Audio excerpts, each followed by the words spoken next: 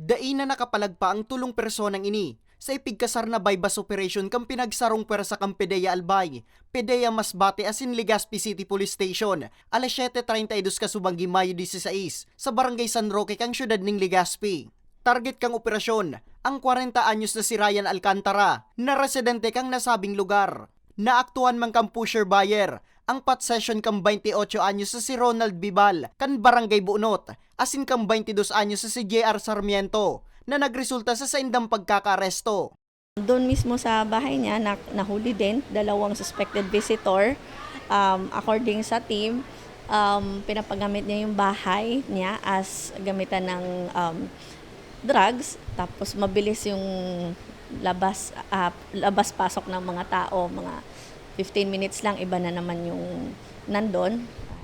Since reported din ang mga ito na nagbe-maintain ng drug din, susubukan nila pagkabili, pwede bang gumamit sa bahay nyo? And yun, pumapayag naman. So, yun yung mga style ngayon ng mga ating drug personalities and drug den maintainers na sila. Nakumpiskar sa posisyon kan mga sospek, ang sarong pidasong plastic sachet, laug ang pigtutubo na shabu na 2.5 ang gramo. 8 pang heat-sealed transparent plastic sachet, laug man ang pigtutubo na shabu na may gabat na 10 gramo, o total na 85,000 pesos ang street value.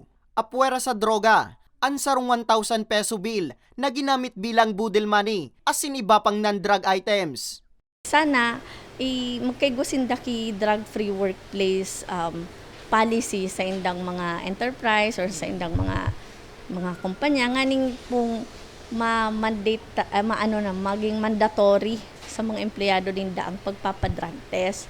Kasi kay puwanta po yan, maprotektahan si mga tao and so negosyo din para dahil maapektuhan. Kasi sa presente, nasa kustudiya na kang PDEA Albay ang mga suspetsyado para sa magkakanigong disposisyon asin dokumentasyon. Mientras tanto, naging matarayong puman ang ikinasar na bypass operation sa sarong residensya sa Barangay Hibago, Ocampo, Camarines Sur, alas 9:27 ning banggi kang Lunes, Mayo 15. Ang nasabing operasyon, nagresulta sa pagkakaarestar kang siyam na tulak asin nagagamit ning droga. Binisto ang mga sospek na sinda J. Ojame, drug maintainer asin nasa provincial target list of drug personality kan PNP. Saldi Mangubat, Edmer Ayaw, Justin Albert Amaro, Albino Codillo, Aina Baranda, Maria Anjanet Bubis, Renalyn Brusalo, asin Angie Niebres. Malaking bagay din po syempre yung tulong ng mga nagre-report sa atin. No? Kasi pag nag-report, yun naman yung i-surveillance. Pero itong sa Kamsur kasi, matagal na talaga siya. Considered pa nga ito sa Kamsur as provincial target list. So, it's a provincial target list. And pag sinusurveillance nila and makakuha sila ng timing, magkukonduct sila ng bypass. Nakumpiskar sa posisyon kan mga sospek ang 10 gramo ning pigtutubo na shabu o kantidad na 68,000 pesos ang street value.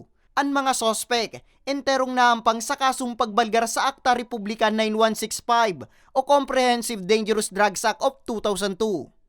Para sa mga baretang tatak Bicol, Nomer Corporal.